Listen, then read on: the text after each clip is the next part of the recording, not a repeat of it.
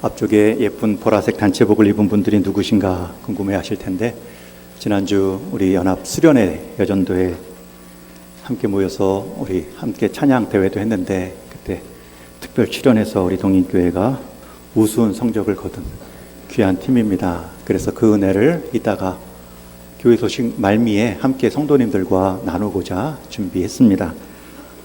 교회 성도님들과 나눈다고 너무 긴장하지 마시고 편안하게 말씀 들으시고 말씀 앞에 또 은혜로 반응하는 찬양 될 수 있도록 우리 성도님들도 격려해 주시기 바랍니다. 오늘 말씀의 제목은 인내로 결실하는 말씀입니다. 한번 따라해 주세요. 인내로 결실하는 말씀. 제가 순종으로 결실하는 말씀이 아니라, 순종은 기본이지요. 그런데 그 순종을 이어가는 인내로 하나님 말씀은 결실한다라는 뜻입니다. 어느 날 아빠가 아들과 함께 캠핑을 떠났는데 저녁이 되어 텐트를 치고 모닥불을 피우며 버너 위에 물을 끓입니다. 잠시 후에 냄비 속에 물이 보글보글 끓기 시작하자 아빠가 묻습니다. 이 아이, 끓는 물에 라면을 넣으면 어떻게 될까? 아들은 당연히 익어서 라면이 흐물흐물해지겠죠. 아빠가 이번에는 계란 하나를 들며 말합니다. 그럼 이 계란을 넣으면 어떻게 될까? 아들은 잠시 생각하다가 계란을 넣으면 익을수록 계란은 라면과 달리 단단해지지요. 마지막으로 작은 커피 봉지 하나를 꺼내며 아빠는 묻습니다. 이 커피를 넣으면? 아들은 대답합니다.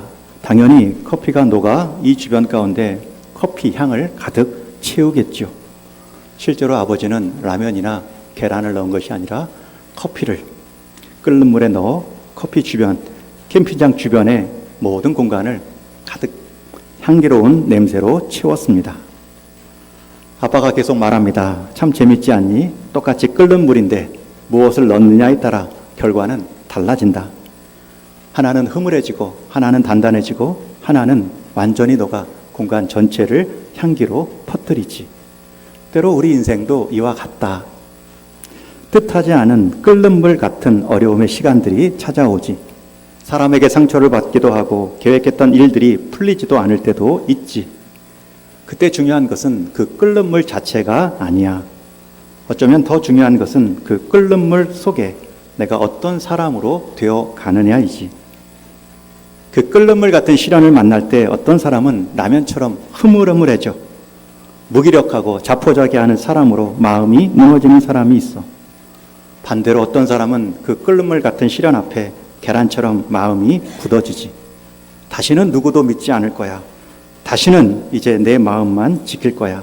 더욱 마음의 문을 닫는 사람도 있단다. 그러나 커피 같은 사람이 있어. 끓는 물에 들어가도 무너지거나 굳어지지 않고 오히려 자신의 향기를 끓는 물 속에 풀어넣어 공간의 향기로움으로 바뀌는 삶도 있단다. 제가 책의 내용을 조금 각색했지만 실제로 우리에게 삶의 교훈을 주는 대화입니다. 똑같은 끓는 물의 상황이지만 재료에 따라 허물어지기도 하고 굳어지기도 하고 활짝 퍼져 나가기도 하지요. 오늘 본문에서도 하나님 말씀의 씨앗은 동일한데 그 말씀을 받는 사람의 마음밭이 어떠한가에 따라 전혀 다른 결과가 나오는 네 가지 밭의 이야기입니다. 끓는 물이 위기라면 하나님 말씀은 생명의 기회입니다. 먼저 이 하나님 말씀에 대한 능력, 이 하나님 말씀에 대한 확신을 갖고 우리가 하나님 앞에 서야 됩니다. 성경을 읽다 보면 본문 중에 가장 하나님 말씀에 대한 정의, 그 기능과 역할에 대한 명확한 말씀은 디모데 3장 후서 3장 16절 17절입니다. 우리 함께 암송하시는 분은 암송하시고 같이 읽겠습니다. 시작. 모든 성경은 하나님의 감동으로 된 것으로 교훈과 책망과 바르게 함과 의로 교육하기에 유익하니 이는 하나님의 사람으로 온전하게 하며 모든 선한 일을 행할 능력을 갖추게 하려 함이라. 여러분, 여기서 제가 굳이 색깔로 좀 나누어 표시해 놨습니다. 이 한 구절에 말씀의 시작과 끝이 다 담겨 있습니다. 말씀의 시작, 사람의 말이 아니라 모든 성경은 하나님의 감동으로, 하나님의 역사하심으로 사람을 통해 주신 하나님 말씀입니다. 그저 사람의 좋은 말을 기록해 놓은 책이 아니라 하나님의 마음과 뜻을 알 수 있는 유일한 책입니다. 그러기에 여러분 성경을 읽을 때 좋은 문장을 몇 가지 아는 정도의 목적이 아니라 내가 하나님의 마음을 알자, 하나님의 뜻을 내 인생 가운데 기초로 삼자. 그럴 때에 네 가지 유익이 있습니다. 녹색에 보면 첫 번째는 교훈과, 두 번째는 책망과 바르게 함과 의로 교육하기에 유익하니, 가야 할 길을 명확히 보여주는 교훈이 있고요. 가야 할 길을 가지 못하고 이탈했을 때 우리를 깨닫게 하시는 책망이 있고, 이탈한 그 자리에서 다시 바르게 할 수 있는 하나님의 의로 교육함에 유익한 말씀의 기능이 있습니다. 여러분, 그러함으로 하나님 말씀에 우리의 삶을 맞추어가면 두 가지 결과로 끝이 납니다. 마지막 붉은색을 보면 하나님의 사랑으로 온전하게 하며, 여러분, 빙의 문제, 존재의 문제, 하나님의 사랑으로 온전하게 되는데 하나님 말씀이 빠질 수가 없습니다. 또 모든 선한 일을 행할 능력을 갖추게 하는 데에도 하나님 말씀을 빼놓을 수 없습니다. 빙의 문제, 존재의 문제, 두잉의 문제, 행함의 문제에 있어서도 하나님의 감동으로 쓰임받은 말씀이 우리를 그 존재와 행함의 능력을 갖추게 하지요. 그러기에 여러분 성경 앞에 설 때에 최종 목적은 내 삶에 몇 가지 지식을 증가시키는 것이 아니라 내 삶 자체를 새롭게 바꾸는 데에 목적과 의미를 두고 읽으셔야 됩니다. 하나님 말씀 앞에 섰을 때 여러분 컴퓨터에 프로그램 몇 개 까는 효과를 갖는 것이 아닙니다. 하나님의 말씀을 내가 받는 것은 내 인생 체제, OS 체제를 새롭게 하나님의 뜻으로 완전히 포맷한다는 뜻입니다. 사람의 변화, 삶의 변화를 가져다 주는 것이 하나님의 말씀입니다. 그러니 여러분 이 디모데후서 3장 두 구절의 말씀을 꼭 성경 묵상하시기 전에 암송하시고 이 말씀의 교훈을 기도 제목 삼아 하나님 말씀 앞에 설 수 있기를, 이 아침에 설교의 자리에 설 수 있기를 바랍니다. 여러분 말씀을 우리가 또 나눕니다. 그런데 우리는 한 가지 질문이 떠오르죠. 그 동일한 말씀, 그 동일한 성경과 동일한 예배의 자리에 참석했는데 어떤 사람의 삶에는 그 말씀의 능력을 경험하고 말씀의 변화를 경험하는데 어떤 사람에게는 아무 변화가 일어나지 않습니다. 오늘 이 질문에 대한 예수님의 대답이십니다. 여러분, 하나님 말씀에는 문제가 없습니다. 예수님은 그 씨앗을 하나님의 말씀이요 11절에서 명확히 밝히십니다. 여러분, 대개 예수님은 비유만 말씀했지 해석까지 주신 비유는 많지 않습니다. 그러나 이것은 예수님께서 오해하지 않도록, 오판하지 않도록 비유를 주시고 후반부에 정확한 해석도 주십니다. 이 비유는 이러하니라. 씨는 하나님의 말씀이요. 여러분, 씨는 작지만 그 안에는 하나님의 생명력이 있습니다. 땅에 들어가면 씨앗은 반드시 자라고 줄기가 나고 꽃이 피며 열매를 맺는 것처럼 하나님의 말씀이 한 심령 가운데 심겨지면 반드시 결실하는 열매 능력을 경험합니다. 때로는 하나님의 말씀이 별것 아닌 것처럼 쉽게 넘어갈 때도 있죠. 하나님의 안아주심을 믿고 여러분도 안아주는 삶을 살아가십시오. 이 땅의 문제로만 염려하여 하늘에 내 상속될 보화를 놓치지 마십시오. 하나님과 하나님 말씀을 묵상하시고 신뢰하십시오. 여러분, 이것들이 여러분 말씀 가운데 들려지고 작은 씨앗처럼 들려집니다. 그러나 그 말씀이 마음에 들어가고 묵상되고 순종되면 사람의 삶은 변화됩니다. 결실합니다. 문제는 씨앗이 아니라 그 씨앗이 심겨진 마음 밭이지요. 그래서 오늘 네 가지 밭에는 세 가지, 그 씨앗이 자라지 못하게 하는 방해를 소개하고 있습니다. 여러분, 마지막 네 번째 좋은 땅이란, 옥토란 그 방해, 장애가 되었던 요소들을 제거한 땅이 옥토 같은 땅이죠. 여러분, 가장 먼저 우리가 쉽게 놓칠 수 있는 마음밭이 길가에 뿌려진 씨앗밭입니다. 우리 12절 말씀을 같이 읽습니다. 시작.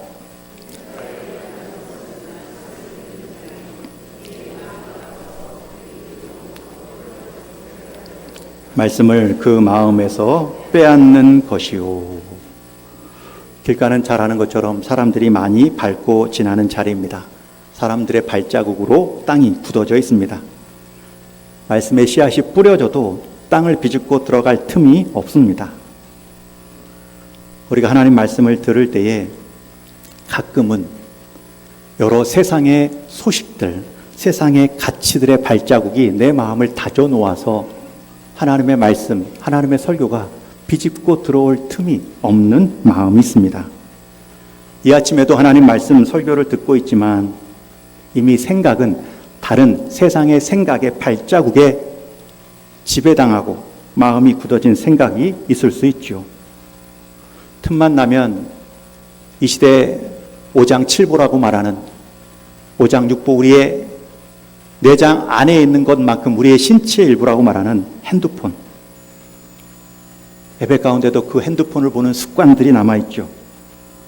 성경을 읽지만 핸드폰에 온 카톡의 내용이 더 궁금할 때가 있고, 밖의 소식 때문에 내가 하나님께 온전히 집중하지 못하는 마음. 여러분, 그것이 길가에 씨앗이 뿌려진 마음입니다. 현대인들은 너무나 많은 정보, 너무나 많은 동영상 가운데 마음이 닫혀 있습니다. 정보의 홍수 가운데 가야 할 길을 잃어버리고 있습니다. 하나님 말씀이 점점 몰려지고 하나님의 말씀이 심길 공간들이 사라지죠. 말씀의 씨앗의 문제가 아니라 그 씨앗이 심겨진 마음밭이 굳어져 있습니다. 여러분, 그럴 때에 대개 우리는 이 길가에 뿌려진 이 모습을 초신자나 불신자들만 적용할 수 있죠. 여러분, 그렇지 않습니다. 여러분들이 말씀을 받을 때 어떤 분들은 취사 선택을 하는 분들이 계십니다. 어떤 분들은 말씀을 들어도 한 영역에 들어가면 의도적 굳은 마음이 되죠.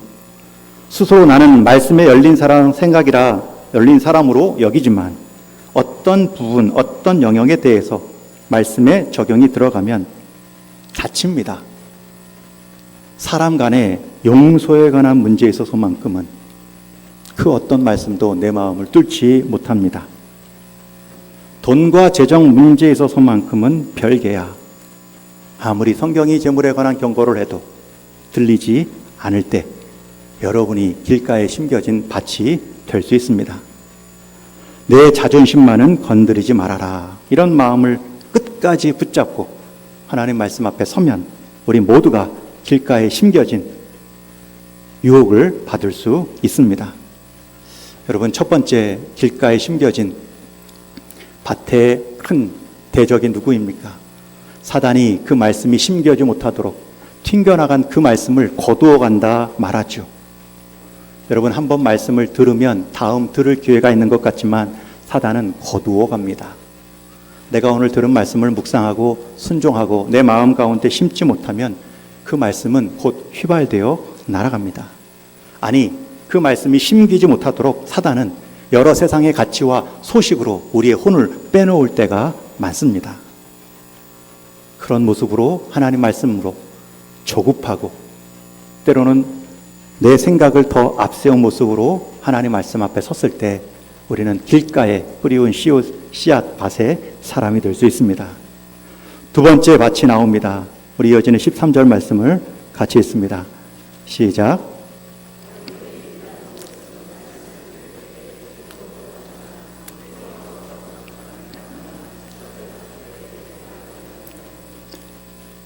바위 위에 있다는 것, 우리 이전 성경에는 돌밭이라고 표현됐지만 오늘 성경에서는 또 개역 성경에서 바위로 더 명확하게 번역하고 있습니다. 여러분, 이 사람의 특징이 무엇입니까?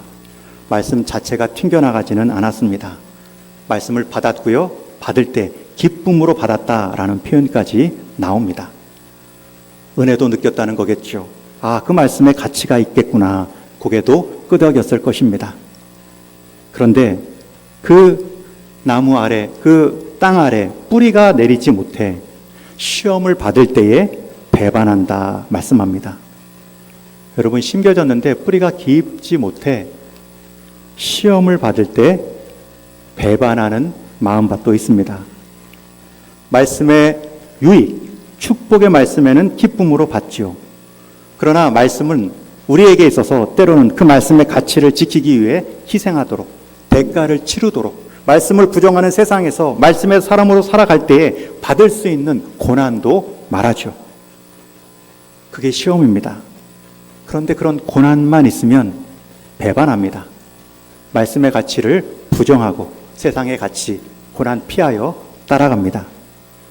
여러분, 그런 인생은 말씀을 결실할 수 없는 바위밭에 뿌려진 신앙이라 말하죠. 여러분, 말씀은 마음 깊이 뿌리를 내리셔야 됩니다.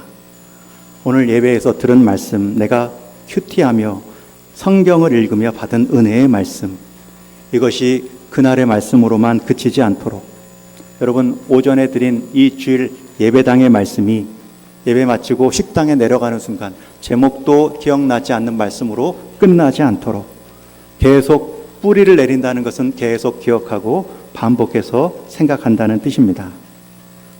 주일 예배의 여러 말씀과 설교를 통하여서 여러분 말씀이 여러분 가운데 심겨지면 당장 내일 월요일 현장에 갔을 때 내 일터의 문제로 인해서 하나님 말씀이 삼켜지지 않도록, 사람 간의 관계에 풀리지 않은 문제 때문에 하나님 말씀의 가치가 완전히 부정당하지 않도록 지켜내는 것, 시험 앞에 뿌리가 뽑히는 일이 없도록 그 뿌리를 내리는 일을 계속하는 밭, 여러분, 그것이 바위에 내려진 말씀의 씨앗입니다. 더 나아가서 세 번째 가시떨기, 우리 14절 말씀을 같이 읽습니다. 시작. 가시떨기에 떨어졌다는 것은 말씀을 들은 자들이요 지내는 중 이생의 염려와 재물과 향락의 기운이 막혀 온전히 결실하지 못하는 자요. 이 말씀을 묵상할 때 이 씨앗이 점점 자라나는 모습의 네 가지 밭이 떠오르죠. 처음에는 씨앗이 튕겨나갔고요. 두 번째는 땅 아래 들어가 심겨지고 싹 돋았는데 뿌리가 깊지 못해 시험, 고난 앞에 뿌리가 뽑힙니다. 그러나 이 세 번째 가시떨기 밭은 이제 뿌리도 깊이 내렸습니다. 더 이상 뿌리 문제가 아닙니다. 땅 속 아래의 문제, 고난의 문제가 아닙니다. 오히려 땅 위에 가시덤불, 가시떨기가 이 자라고 있는 식물을 찌르고, 특히 그 찌르는 가시를 예수님은 구체적으로 세 가지로 말씀합니다. 이생의 염려와 이생의 재물과 이생의 향락의 기운이 막혀 온전히 결실하지 못하는 자요. 여러분, 콕 찍어 말씀하지요. 특별히 그 앞에 보면 재미난 표현이 나옵니다. 지내는 중에, 생활하는 중에, 일상 중에, 여러분, 설교 중에, 예배 중에, 말씀 읽을 때 중에가 아니라 그 말씀을 가지고 내가 일상을 살아가는 중에, 평일에 내 한날 일터에서, 가정에서 지내는 중에 이생의 염려와 재물과 향락에 하나님 말씀이 찔립니다. 염려가 하나님 말씀을 막습니다. 돈에 대한 욕심이 하나님 말씀에 대한 생각을 묶습니다. 성공에 대한 욕심 때문에 하나님 말씀에 낮은 자의 겸손을 찾을 수가 없습니다. 세상 향락, 즐거움 때문에 하나님이 주시는 즐거움을 대신해 버립니다. 저는 이 네 가지 밭, 특별히 세 가지 부정적인 장애물이 있는 밭 중에 이 가시밭, 오늘 교회에 가장 강하게 적용하고 주의해야 될 밭으로 보고 있습니다. 여러분, 이생의 염려와 재물과 향락, 어떻게 보면 피할 수도 없고 어떻게 보면 하나님이 주신 당연한 마음이다 여길 수도 있습니다. 나쁜 것처럼만 보이지는 않습니다. 염려는 어떻게 보면 책임감처럼 느껴집니다. 재물은 하나님이 주신 달란트요 선물이고 생활에 꼭 필요한 것입니다. 향락은 하나님이 주신 삶의 즐거움일 수도 있습니다. 그러나 문제는 그것이 말씀을 덮을 만큼 자란다는 것입니다. 여러분, 돌짝밭, 바위밭의 바위는 뿌리를 내리지 못하도록 자리는 차지하고 수분을 마르게 하지만 그 바위가 자라지는 않습니다. 그러나 가시덤불, 세 번째 가시떨기밭은 식물이 자랄수록 그 가시떨기도 함께 자란다는 데 있습니다. 처음에는 요만한 염려는 이겨 나갔습니다. 그러나 시간이 지날수록 염려가 더 커집니다. 하나님 말씀을 압도합니다. 처음에는 재물의 유혹도 이겼습니다. 그러나 그 재물의 가시가 점점 커나갑니다. 향락도 삶의 즐거움, 경계선이 있는데 그것을 넘어서까지 쾌락주의로 빠질 때가 있습니다. 좋은 것도 지나치게 커지면 말씀이 자랄 공간을 빼앗을 수 있습니다. 그래서 성령의 9가지 열매 중에 마지막 열매는 절제입니다. 하나님이 주신 좋은 성품 열매도 경계선을 넘고 과도하면 복이 아니죠. 사랑이 과도하면 집착이 됩니다. 희락이 깊어지면 쾌락주의가 될 수 있죠. 그 모든 것을 하나님 말씀의 경계선 가운데 누릴 때에 성령의 열매는 온전히 기쁨이 될 수 있습니다. 여러분, 신앙의 가장 두려운 적이 무엇입니까? 보기에 항상 부정적이고 나쁜 것만이 아닙니다. 때로는 좋은 것, 그것이 극도로 좋아질 때, 큰 것이 너무 커져 버릴 때, 돈이 나쁜 것이 아닌데 돈만 보일 때, 돈이 심지어 하나님보다 커지게 되면 그것은 신앙을 찌르는 가시가 될 수 있습니다. 가족이 나쁜 것이 아닙니다. 그러나 가족에 대한 염려가 하나님에 대한 신뢰보다 커져버리면 그것 역시 신앙의 가시가 될 수 있습니다. 이 땅에서의 성공과 이름 날리는 것도 죄가 아닙니다. 그러나 그 성공하고 이름 날리는 것 때문에 하나님 말씀이 가리워진다면, 하나님을 예배하는 삶의 자리가 무너진다면 그것 역시 가시가 되는 것입니다. 여러분, 신앙의 정말 무서운 것은 고난이 아니었습니다. 오히려 신앙의 마지막 장애는 유혹입니다. 여러분, 한국교회는 고난이 있을 때에 오히려 신앙이 단단해졌습니다.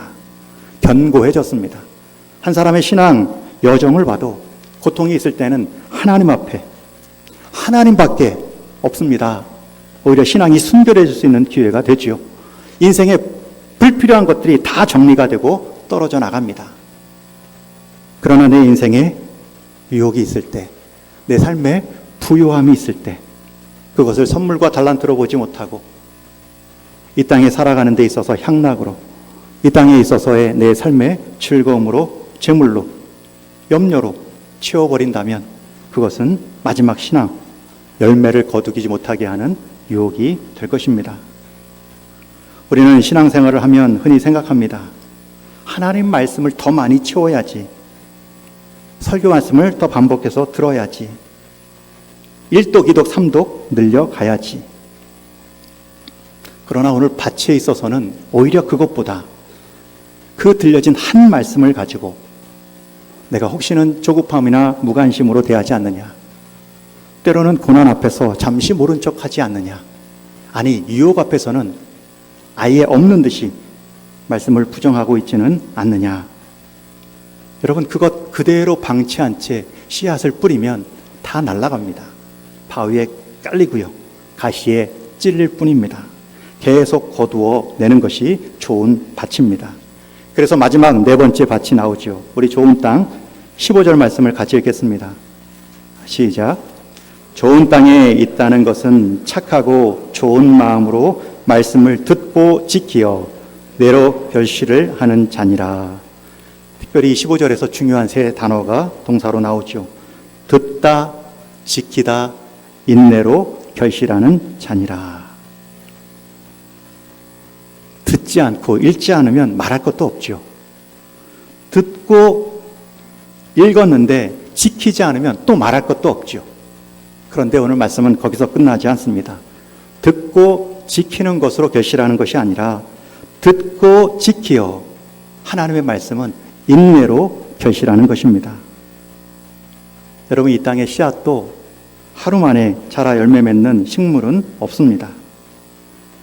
하물며 하나님의 말씀 역시, 하나님은 그 말씀의 순종의 기간을 통하여 한 인생의 성품을 숙성시켜 가지요. 하나님의 말씀을 우리가 듣고 지키지만 그것을 멈추지 않는 인내로 결실할 수 있습니다.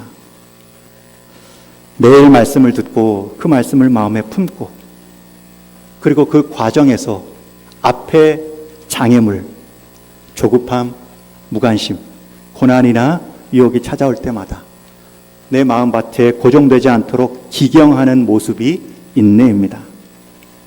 그 과정에서 예전에는 감정적으로 화를 냈던 사람들이 오히려 감정에 속지 않도록 하나님의 말씀을 붙들고 참을 수 있습니다. 내 감정만 중요한 것이 아니라 내 감정을 표현할 때 저 사람이 들을 상대의 감정도 느껴지는 사람으로 성장해 있습니다.